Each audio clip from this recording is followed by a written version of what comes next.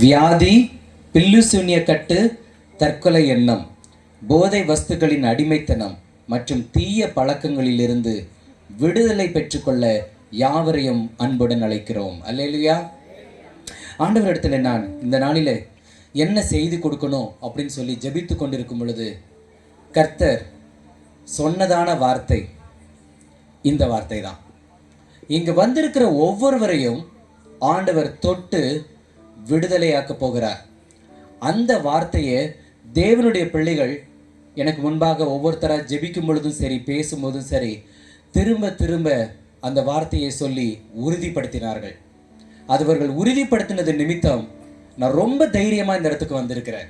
கர்த்தர் நிச்சயமாக உங்கள் ஒவ்வொருவரையும் என்ன காரணத்துக்காக நீங்கள் வந்திருக்கிறீங்களோ அதை தேவன் அறிவார். அது பாவமாக இருக்கலாம், சாபமாக இருக்கலாம், வியாதியாக இருக்கலாம், பில்லி சூன்யக்கட்டாக இருக்கலாம், தற்கொலை எண்ணமாக இருக்கலாம், இல்லைன்னா போதைப் பொருளினுடைய இல்லைன்னா கெட்ட பழக்கங்களில் இருந்து ஒரு விடுதலைக்காக நீங்கள் வந்திருக்கலாம், இல்லைன்னா உங்களுடைய வேலையில் உங்களுடைய தொழிலில் ஏற்படுகிறதான கஷ்டங்களுக்காக, இதிலிருந்து எனக்கு ஒரு முன்னேற்றம் வராதா, எந்த காரணமாக இருக்கலாம், இல்லைன்னா உங்கள் வீட்டில் தடைப்பட்டு போயிருக்கிறதான திருமண காரியமாக இருக்கலாம், இல்லைன்னா கட்டி முடிக்கப்படாத உங்களுடைய வீடாக இருக்கலாம், இல்லைன்னா தீர்க்க முடியாத உங்களுடைய வியாதியாக இருக்கலாம்.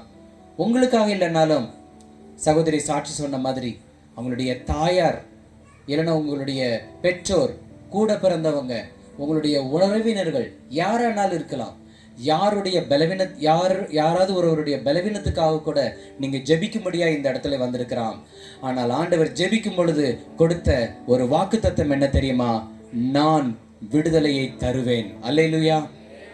இந்த இடத்துல ஆண்டவருடைய தேவனுடைய பிள்ளைகள் ஒவ்வொருத்தரும் பேசும்போதும் கூட அந்த வார்த்தையை திரும்ப திரும்ப உறுதிப்படுத்தினாங்க, நான் விடுதலையை தருவேன். தேவனுடைய வாக்கியம் சொல்கிறது, யோவான் 8ஆம் அதிகாரம் 36வது வசனம். எடுத்தவங்க சத்தமா வாசிங்க. யோவான் 8:36.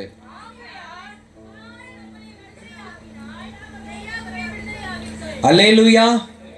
குமாரன் உங்களை விடுதலையாக்கினால் மெய்யாகவே விடுதலை ஆவீர்கள். எதிலிருந்து? பாவத்திலிருந்து, சாபத்திலிருந்து, பில்லி சூன்ய கட்டுகளிலிருந்து, தோல்விகளிலிருந்து, கஷ்டங்களிலிருந்து, நஷ்டங்களிலிருந்து, வியாதிகளிலிருந்து குமாரன் உங்களை விடுதலையாக்கினால் மெய்யாகவே நீங்கள் விடுதலை ஆவீர்கள். எத்தனை பேர் விசுவாசிக்கிறீங்க? அல்லேலூயா. ஆண்டவர் விடுதலையின் ஆண்டவர், ஆவியானவர் விடுதலையின் ஆவியானவர். இங்க வந்திருக்கிற ஒவ்வொருவரையும் நான் விடுதலையாக்குவேன் அப்படின்னு சொல்லி வாக்குத்தத்தம் செய்திருக்கிறார். சிறு பிள்ளைகள் கவனமா கேளுங்க. நான் சொல்லும்போது இந்த இடத்துல இருந்து நீங்க பின்னாடி போய் உட்கார்ந்துக்காங்க. இந்த இடம் வேணும், சரியா? ஜாக்கிரதையா இருங்க. அன்பான ஆண்டவருடைய பிள்ளைகளே, அவர் விடுவிக்கிற தேவன். எந்த மாதிரி சூழ்நிலையிலிருந்து அவர் விடுவிப்பார்? யாரை விடுவிப்பார்? வேதத்திலிருந்து ஒரு சில சம்பவங்களை நம்ம வாசித்து பார்க்கலாம். முதலாவது லூக்கா எழுதின சுவிசேஷம் 8ஆம் அதிகாரம் 26 முதல் 36 வசனம் வரைக்கும் வாசித்து பார்த்தீங்கன்னா, லூக்கா 8ஆம் அதிகாரம் 26 முதல் 36 எடுத்து வச்சுக்காங்க.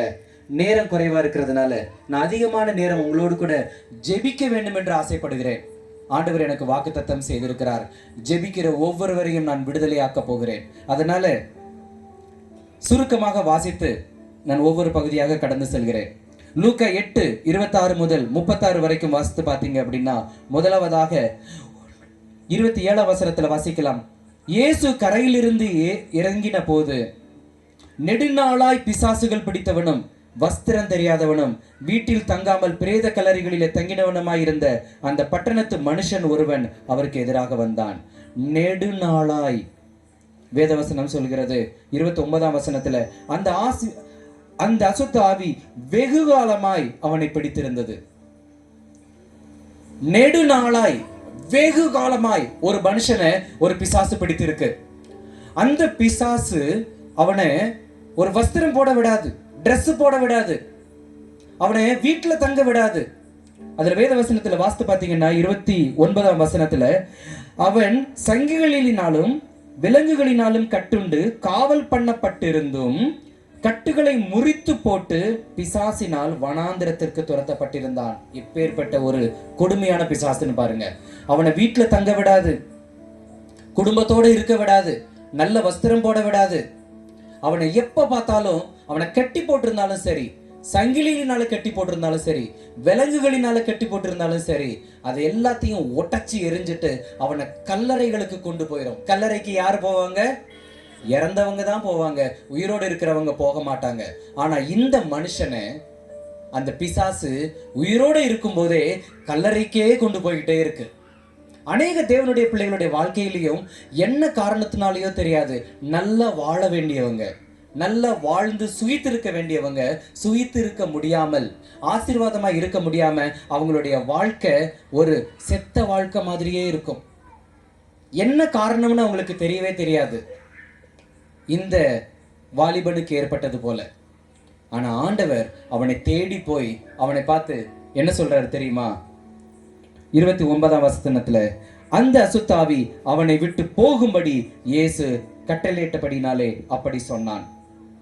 அந்த வேத வசனத்துல நீங்க கடைசி பகுதியில வாசித்து பார்த்தீங்கன்னா 36வது வசனத்துல, பிசாசுகள் பிடித்திருந்தவன் சொஸ்தமாக்கப்பட்டதை கண்டவர்களும் அதை அவர்களுக்கு அறிவித்தார்கள். ஆண்டவர் நீங்க எந்த ஒரு கட்டிலையும் இருக்க வேண்டும் என்பது தேவனுடைய சித்தம் அல்ல. அவர் விடுதலை தருகிற ஆண்டவர். நீங்களானாலும் சரி, உங்களுடைய குடும்பத்தினரானாலும் சரி, எந்த ஒரு பிசாசின் கட்டிலும் இருக்கணும் என்பது தேவனுடைய சித்தமே கிடையாது.